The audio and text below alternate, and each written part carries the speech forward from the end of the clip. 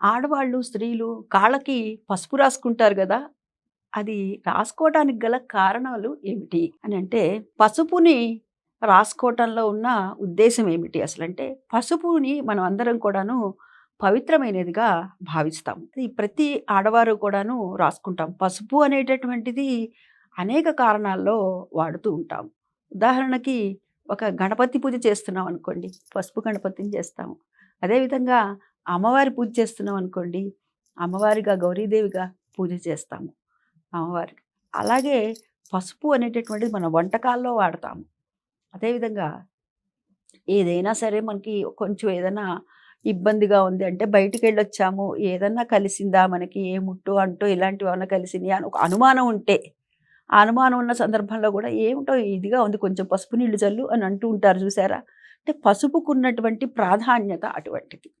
అటువంటిది పసుపులో అనేకమైనటువంటి క్రిమికీటకాలని చంపేటటువంటి గుణం ఉంది పసుపుకి. ఏదైనా సరే బ్యాక్టీరియా ఉంటే ఆ బ్యాక్టీరియానంతా గూడాను నిర్మూలన చేస్తుంది ఈ పసుపు అనేటటువంటిది. ఈ పసుపు సౌభాగ్యానికి చిహ్నం గూడాను. పసుపులోని కర్కుమిన్ అనేటటువంటిది బ్యాక్టీరియాని చంపటానికి ఎంతో ఉపయోగపడుతుంది ఈ పసుపు. పసుపు క ఆడవాళ్ళు ముందు ముఖ్యంగా కాళ్ళకి రాసుకుంటూ ఉంటారు. ముఖ్యంగా వివాహమైనటువంటి స్త్రీలు కాళ్ళకి రాసుకుంటారు. రాసుకోవటంలో ఉన్నటువంటి ఆంతర్యం ఏమిటయ్యా అనంటే, ఇటు ఆధ్యాత్మికంగాను, ఇటు ఆయుర్వేద పరంగా గూడాను మనం చూడొచ్చు. ఆధ్యాత్మికంగా చూస్తే చక్కగా కాళ్ళకి పసుపు రాసుకోవటం వల్ల కాళ్ళు పచ్చగా ఉంటాయి. సౌభాగ్యానికి చిహ్నమని ఇందాకే మనం అనుకున్నాం. అది ఒక కారణము.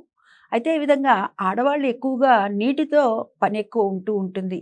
అంటే ఇల్లు చిమ్మేటప్పుడు, తుడిచేటప్పుడు, కడుక్కునేటప్పుడు, గిన్నెలు తోముకునేటప్పుడు, బట్టలు ఉతికేటప్పుడు ఇలా అనేక సార్లు నీళ్ళలో ఎక్కువ సమయం వాళ్ళు ఉంటూ ఉంటారు. అందుకు గాను వారి కాళ్ళన్నీ గూడాను పాచిపోయేటటువంటి పరిస్థితి ఉంటుంది. అంటే ఎక్కడైతే గనక బ్యాక్టీరియా అనేటటువంటిది చేరుతుంది.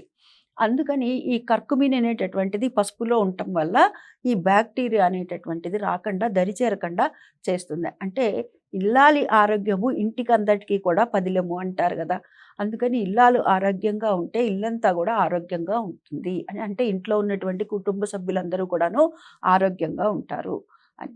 అయితే మరి ఈ ఆడవాళ్ళు కాళ్ళకి పసుపు రాసుకోవటంలో మరి ఇది ఆధ్యాత్మికంగా అయితే గనక మనకి రోజు గూడాను నిత్యము గూడా రాసుకోవటం ఒకటి ముందు ముఖ్యంగా గమనించినట్లయితే, విశేషంగా ఎప్పుడైతే పూజలు చేస్తూ ఉంటామో, నోములు, వ్రతాలు ఇత్యాదులు అన్నీ చేస్తూ ఉంటాం గదా! అటువంటి సందర్భాల్లో గూడాను కాళ్ళకి పసుపు రాసుకోవటం అనేటటువంటిది గమనిస్తూ ఉంటాము. ఇది ఆధ్యాత్మిక పరంగా. ఎందుకంటే సౌభాగ్యానికి చిహ్నం కాబట్టి. ఇక ఆయుర్వేద పరంగా గనక మనం గమనించినట్లయితే ఇది ఎంతో ఉపయోగకరమైనటువంటిది. అంటే మనకి కాళ్ళ పగుళ్ళలో మధ్యలో ఉండేటటువంటి బ్యాక్టీరియా, ఫంగస్ అనేటటువంటిది చేరుతూ ఉంటుంది. ఆ ఫంగల్ ఇన్ఫెక్షన్స్ అనేవి రాకుండా మనకి దరి చేరకుండా చేస్తుంది ఇది. అదే కాకుండా కొన్ని ఆయుర్వేదక గుళికల్ని తయారు చేసేటప్పుడు కూడాను ఈ పసుపుని వాడుతూ ఉంటారు.